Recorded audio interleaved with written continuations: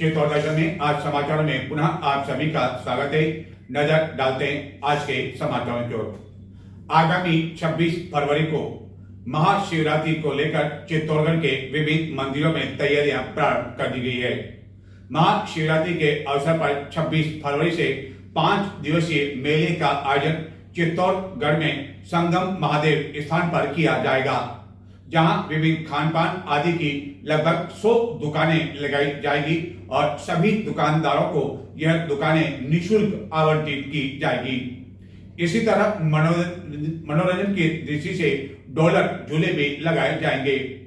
दुर्ग स्थित प्रसिद्ध एवं प्राचीन नीलकंठ महादेव में भी 26 फरवरी रात्रि को भजन संध्या रात्रि जागरण का कार्यक्रम आयोजित किया जाएगा।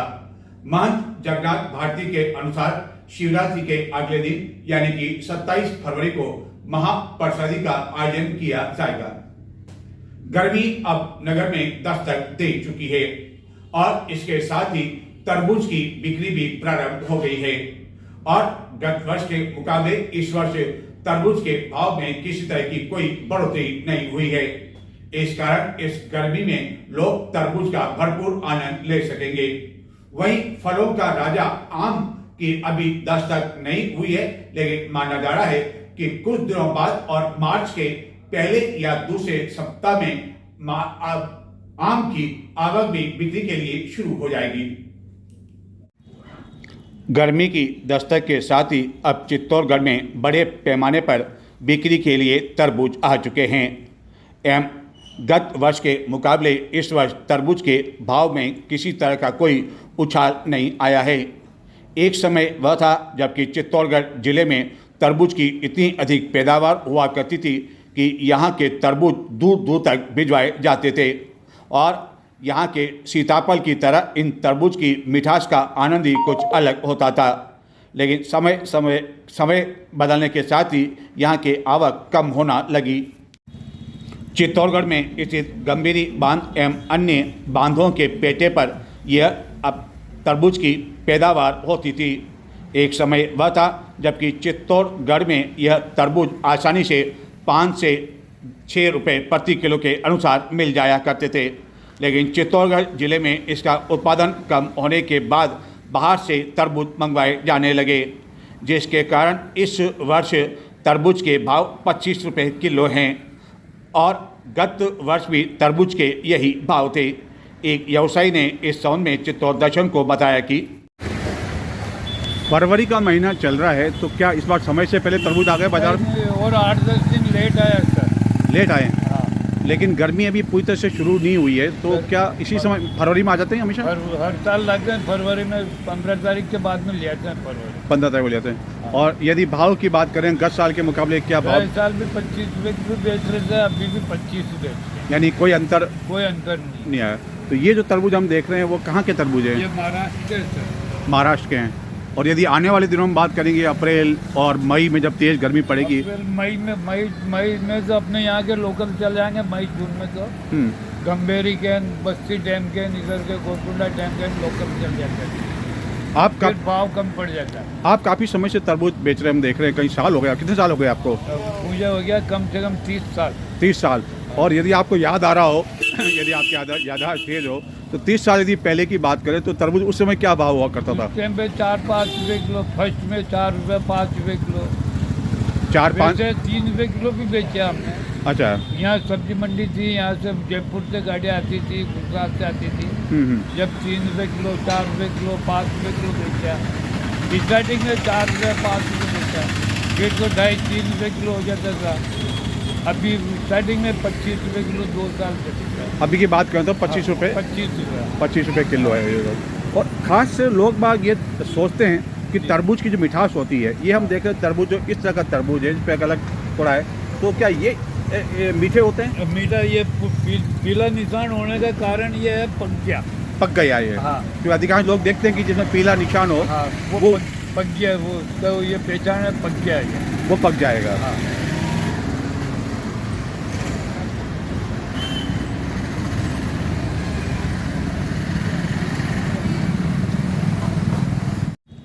हालांकि इस वर्ष तरबूज का आनंद लेने वालों को गर्मी की दस्तक का इंतजार नहीं करना पड़ा और गर्मी की आवक से पहले सर्दी के दिनों में भी चित्तौड़गढ़ में तरबूज बिक रहे थे, जो कि व्यापारियों द्वारा गुजरात से मंगवाए गए।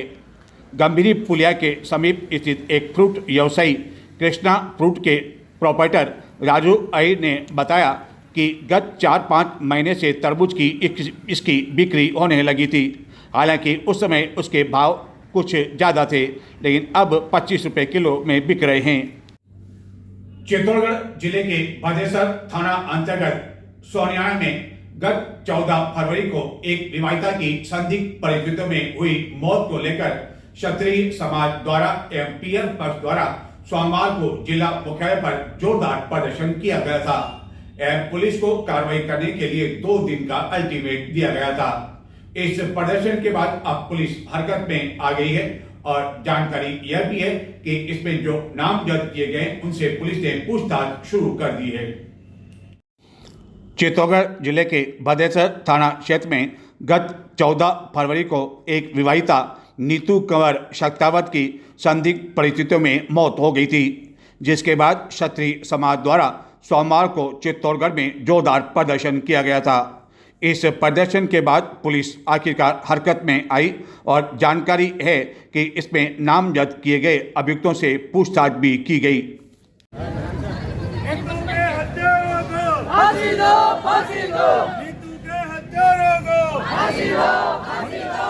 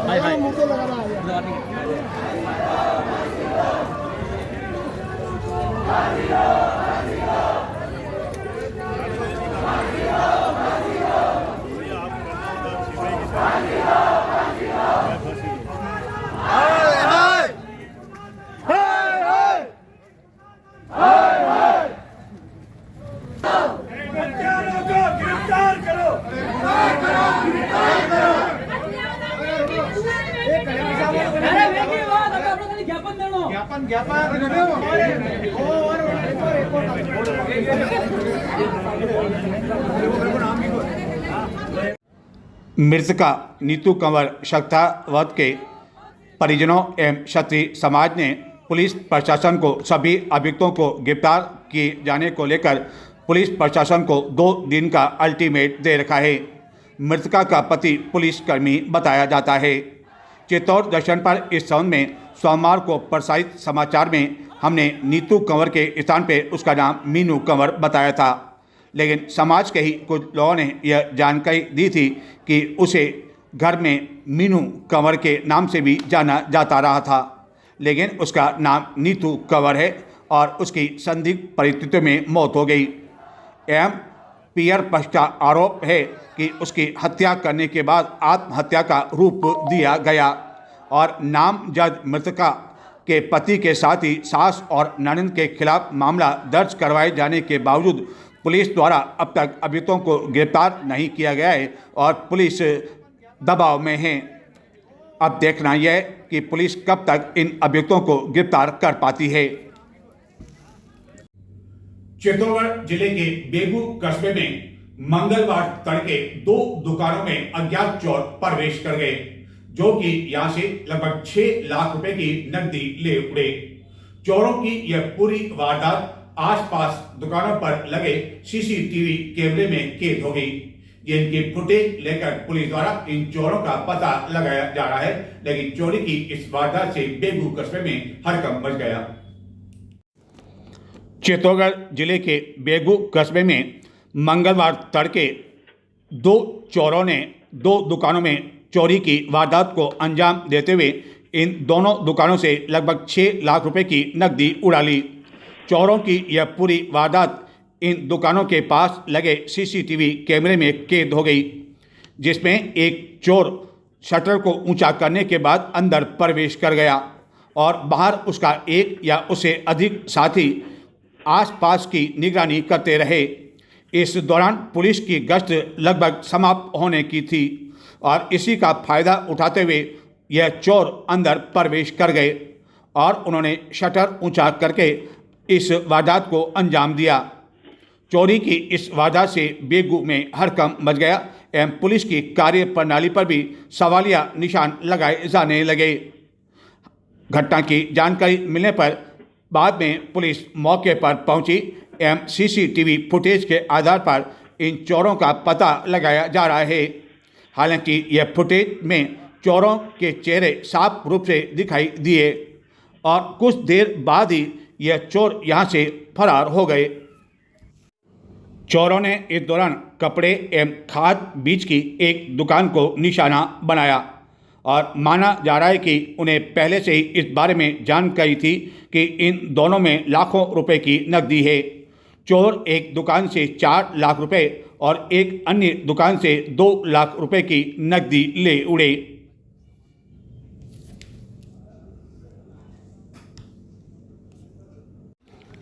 चोरी की इस वारदात की जानकारी मंगलवार प्रातः लगभग 8-9 बजे दोनों दुकानदारों के दुकान आने पर ज्ञात हो सकी, जिसके बाद बेगू पुलिस को इस घटना की जानकारी मिलने पर पुलिस मौके पर पहुंची। इस घटना को लेकर व्यापारियों में आक्रोश भी देखा गया, जिन्होंने रात्रि में की जाने वाली पुलिस गश्त को कम से कम प्रातः 5 बजे तक कराए जाने की मांग करते हुए कहा कि गश्त तड़के लगभग 4 बजे ही समाप्त हो जाती है, जिसका चोरों ने फायदा। त्रिपुरा के मुख्यमंत्री मंगलवार सायं चित्तौड़ दुर्ग भ्रमण के लिए कड़ी सुरक्षा के बीच पहुंचे, जो कि उदयपुर में आयोजित एक बैठक में भाग लेने के लिए आए थे, जिसके बाद वह चित्तौड़ पहुंचे और 1 घंटे से भी अधिक समय तक उन्होंने दुर्ग का भ्रमण किया, जिसके पश्चात वह पुनः उदयपुर के लिए प्रस्थान कर गए। उदयपुर में आयोजित एक बैठक में भाग लेने आए त्रिपुरा के मुख्यमंत्री माणिक साहा चित्तौड़ दुर्ग भ्रमण के लिए मंगलवार सायं पहुंचे एवं इस दौरान उन्होंने कड़ी सुरक्षा के बीच दुर्ग का भ्रमण किया।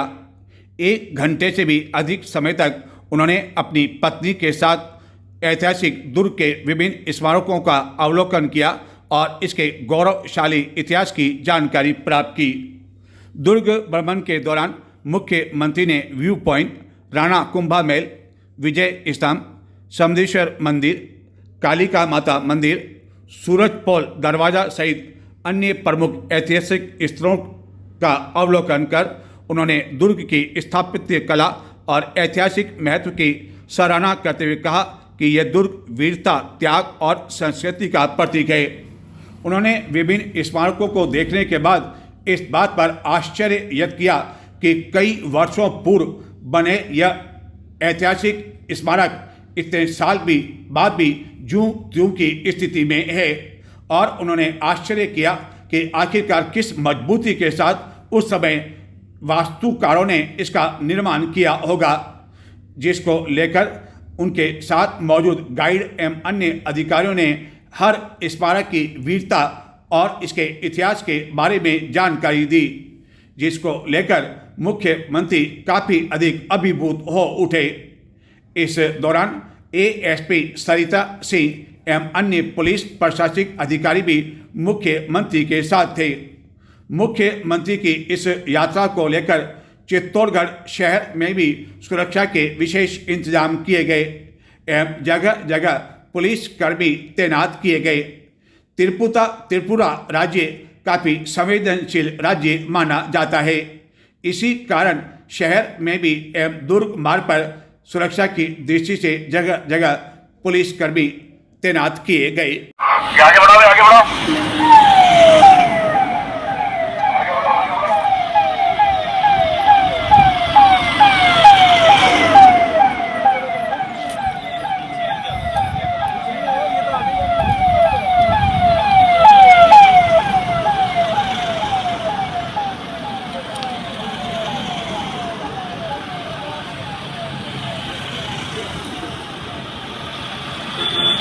महाकुंभ के लिए एक और जहां यात्रियों को जगह नहीं मिल पा रही है, ट्रेनों में मारामारी की स्थिति मची हुई है, कई रेलवे स्टेशनों पर भगदड़ जैसे हालात भी दिखाई दे रहे हैं। वहीं दूसरी ओर एक स्पेशल ट्रेन महाकुंभ के लिए उदयपुर से मंगलवार सवेरे रवाना होने के बाद चित्तौड़गढ़ पहुंची, लेकिन इस ट्रेन के यहाँ पहुंचने के बाद किसी तरह की कोई चहल पहल नहीं देखी गई और इस ट्रेन के लिए जिन यात्रियों ने पहले ही आरक्षण करवा दिया था वह इसमें सवार हुए, लेकिन जिन्होंने पहले बुकिंग करवा दी थी उनमें से भी कई जिन्होंने अपनी यात्रा निरस्त कर दी।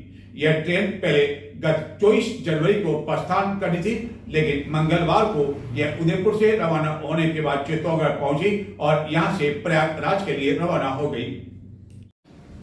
महाकुंभ जाने के लिए एक और विभिन्न स्थानों से जहां इन दिनों लोगों को ट्रेन में टिकट नहीं मिल पा रहा है और ऐसी वेटिंग है कि महाकुंभ समाप्त होने के बाद भी उनका नंबर नहीं आ पाएगा, लेकिन वहीं दूसरी ओर प्रयागराज महाकुंभ को लेकर IRCTC की ओर से चलाई जाने वाली स्पेशल ट्रेन मंगलवार को उदयपुर से रवाना होकर प्रातः निर्धारित समय से 15 मिनट पहले ही चित्तौड़गढ़ रेलवे स्टेशन जब पहुंची तो यहाँ किसी तरह की कोई चहल पहल नहीं देखने को मिली एवं कुछ देर के ठहराव के बाद यह ट्रेन प्रयागराज के लिए रवाना हो गई।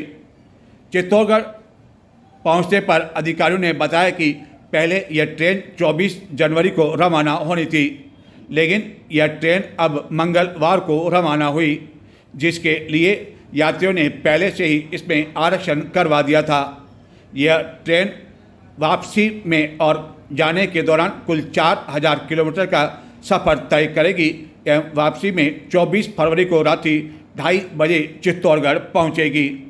महत्वपूर्ण बात यह है कि पहले इस ट्रेन में जाने के लिए जिन यात्रियों ने बुकिंग करवाई थी उनमें से कुछ ने इसकी बुकिंग निरस्त भी करवा दी, जिनसे संपर्क किए जाने पर उन्होंने बताया कि जिस तरह के हालात इन दिनों महाकुंभ में बने हुए हैं, काफ़ी अधिक संख्या में लोग आ रहे हैं, जिसके कारण उन्होंने अपनी टिकट और यह बुकिंग निरस्त करवा दी।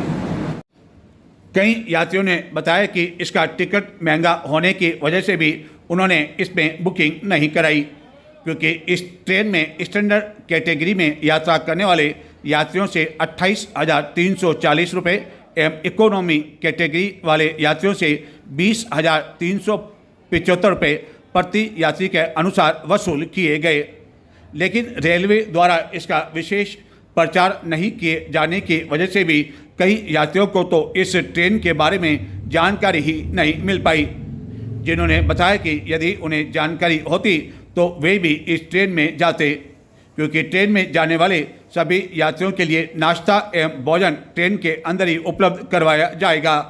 भारत गौरव पर्यटक ट्रेन में उदयपुर से आने वाले यात्रियों की संख्या भी अधिक देखने को नहीं मिली, जिसके कारण अधिकांश बोगियां खाली पड़ी हुई मिली। इस ट्रेन के 19 फरवरी को बनारस पहुंचने पर यात्रियों को गंगा आरती के दर्शन करवाए जाएंगे। रात्रि विश्राम बनारस में रहने के बाद 20 फरवरी को यह ट्रेन प्रयागराज पहुंचेगी और वहां पर ही इनके रहने की व्यवस्था की गई है। चित्तौड़गढ़ में स्थित एक निजी कॉलेज में विद्यार्थियों की वेलफेयर को लेकर एक वीडियो इन दिनों सोशल मीडिया पर जमकर वायरल हो रहा है और इसमें जो फिल्मी गीत बजाए जा रहे हैं और विद्यार्थियों के साथ साथ इस कॉलेज के निदेशक भी सब कुछ भूलकर नाचने में मस्त हैं और यह वही निजी कॉलेज है जहां की चित्तौड़गढ़ के कई आला अधिकारी विभिन्न कार्यक्रम में भाग लेने के लिए जाते हैं और इस स्थान पर बैठक भी आयोजित की जाती है, लेकिन यह वीडियो वायरल होने के बावजूद इस निजी कॉलेज के प्रबंधकों द्वारा निदेशक एवं इसमें नाच में गान में शामिल एक लेखाधिकारी के खिलाफ अब तक कोई कार्रवाई नहीं की गई है। सवाल यह है कि वेलफेयर सोसाइटी में विद्यार्थियों द्वारा नाचना गाना तो ठीक है, लेकिन निदेशक भी उन विद्यार्थियों के साथ ऐसे गानों में शामिल हो जाएं जो कि मर्यादित गाने नहीं किए कहे जा सकते हैं। चित्तौड़गढ़ नियमों में बंधा हुआ है, इस कारण वह गाना तो हम आपको सुना नहीं सकते, लेकिन बताते हैं कि किस तरह का ये नाच गान का आयोजन हुआ और इस गाने को यदि आप देखना चाहते हैं तो आप मेरे स्टेटस पर देख सकते हैं। इन दिनों सोशल मीडिया पर एक वीडियो जमकर वायरल हो रहा है और यह वीडियो चित्तौड़गढ़ जिले के बाहर का नहीं बल्कि चित्तौड़गढ़ का ही है और एक प्रमुख निजी कॉलेज का बताया जाता है और विद्यार्थियों की वेलफेयर समारोह का है, जो कि समारोह हाल ही में संपन्न हुआ। इसमें विद्यार्थी जहां वेलफेयर के दौरान नाचते झूमते हुए दिखाई दे रहे हैं, लेकिन इस नाच गान में इस निजी कॉलेज के निदेशक के साथ ही लेखाधिकारी भी साफ तौर पर दिखाई दे रहे हैं। यह निदेशक और लेखाधिकारी शराब के एक गाने पर विद्यार्थियों के साथ नाच करते हुए दिखाई दे रहे हैं और आसपास कैंप फायर का आयोजन भी किया हुआ था और इतनी मस्ती में यह झूम हुए दिखाई दिए कि उन्हें पता ही नहीं चला कि जिस गाने पर वह डांस कर रहे हैं वह आखिरकार विद्यार्थियों को क्या शिक्षा दे पाएंगे। और यह वही निजी कॉलेज है जहां की चित्तौड़गढ़ के कई अधिकारी विभिन्न बैठक में भाग लेने के लिए जाते हैं। क्या भविष्य में भी वह इस तरह के निजी कॉलेज में जाना पसंद करेंगे और इस निजी कॉलेज के जो प्रबंधक है क्या इस तरह का जो ये वीडियो वायरल हुआ है उसके बाद ऐसे निदेशक के खिलाफ कड़ा एक्शन लेते हुए उन्हें यहाँ से हटाने के लिए कदम उठाएंगे या भविष्य में भी और इस वर्ष भी होने वाली वेलफेयर समारोह में यह इसी तरह निदेशक महोदय नाचते झूमते रहेंगे। इस वेलफेयर में शामिल एक विद्यार्थी ने तो यह तक बताया कि उन्होंने निदेशक एवं लेखाधिकारी को नहीं बुलाया था और वह अपनी मस्ती में ही इस वेलफेयर का आनंद ले रहे थे, लेकिन बाद में स्वयं ही निदेशक और लेखाधिकारी इस वेलफेयर में आ गए और उस समय जो गाने चल रहे थे शराब के और अन्य, उसमें वह उनके साथ नाचने झूमने लगे। लेकिन सवाल यह उठता है कि शिक्षा के मंदिर में इस तरह के फूहड़ गीतों पर यदि निदेशक ही इस तरह नाचने लगेंगे झूमने लगेंगे तो अन्य से क्या उम्मीद की जा सकती है। यह चित्तौड़गढ़ के उदयपुर मार्ग पर स्थित महाविद्यालय है। तो ये थे आज के समाचार। अब मुझे आगे दें। नमस्कार।